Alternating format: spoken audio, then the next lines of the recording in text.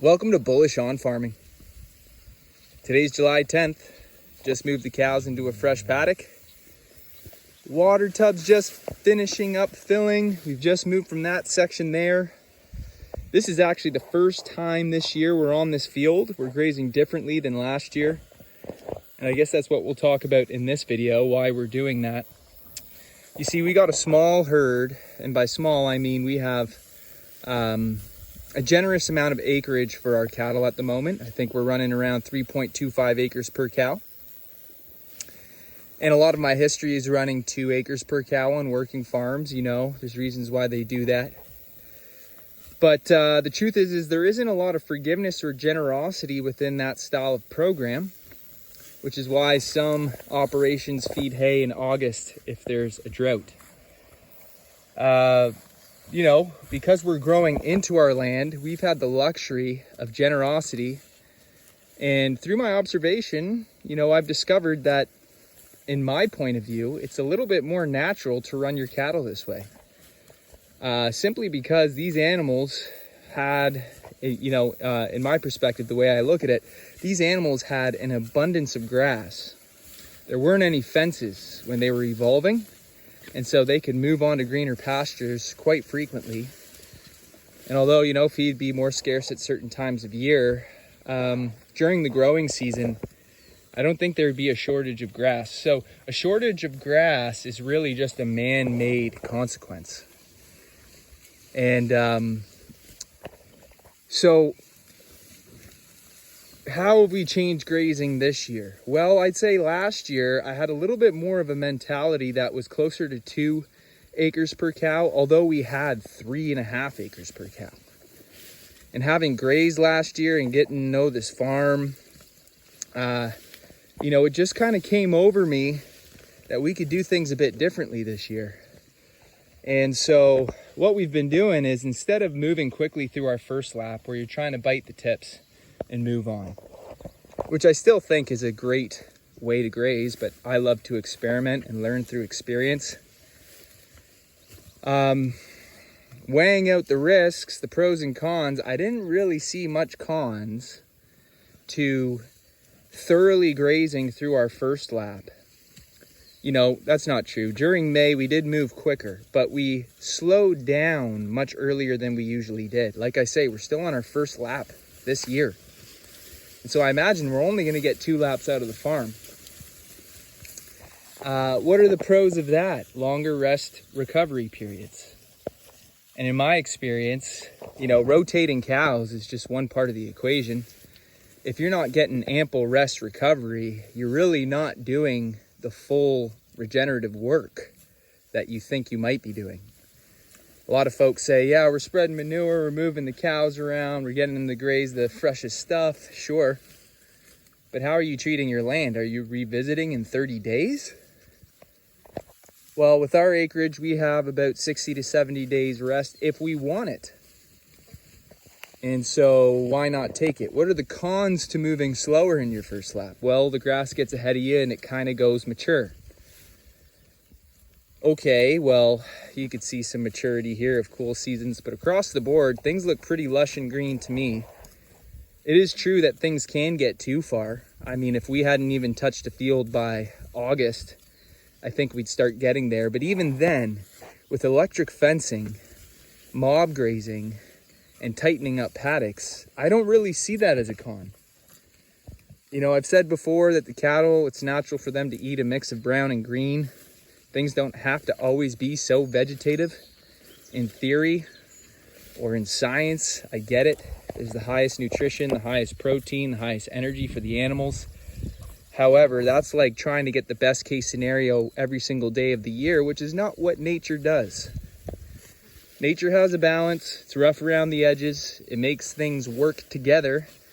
And that's not by isolating or focusing on particular aspects and really driving those as the main driver of your operation. So, you know, when I move cows into a paddock such as this, I'm sure that no one would complain about this. Yeah, there are weeds in there. But that's no big deal because there's ample feed and the paddock is tight enough that we're going to get the impact that we need to to trample down a lot of the weeds and even get the cows to start leaning into more of a non-selective graze. Now, we're not strip grazing so hard that they're going to just stress eat. There's nothing wrong with that. There's a time and place for it. But we're not really looking for that right now. This is what I'm looking for. And, you know, the weeds have been picked at. You can see the tops there. Grass has been trampled. Things have been thinned out. Less than 1/3 is probably left standing. We got another 60 to 70 days before we're back here. Here's a view of the left and right. And so this has no problem recovering, especially since I see that we have a wet July coming on and the heat's just pumping. I ain't worried, because when I'm looking at my grass and I'm seeing the days that I have after we're leaving, I get giddy. And so, you know, grass at chin height, things are lush, cows are eating good. Just put the bull in today, actually, didn't even mention. Rented the same bull as last year, our Red Angus. And this will be all his calves in the group, which you probably can't see because they're swimming. Little King Kongs moving through the grass forest. Oh, they're over there conglomerating. Maybe we'll pay him a visit. But this is our guy here, and he's great. I liked it. Low birth weights, 55, 60 pounds, probably closer to 60.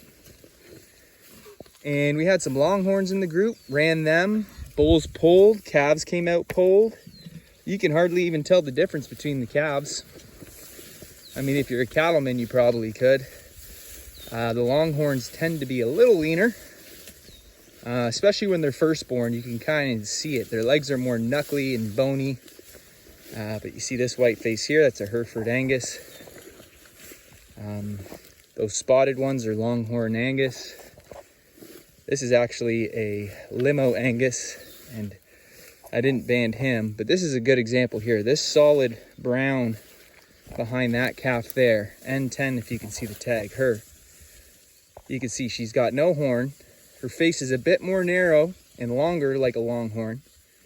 But she looks like a Red Angus calf. And I've heard about folks, you know, who sell crosses at the sales barn pulled, and they get away with it because obviously you get docked if it's a longhorn. They're not a sales barn cow.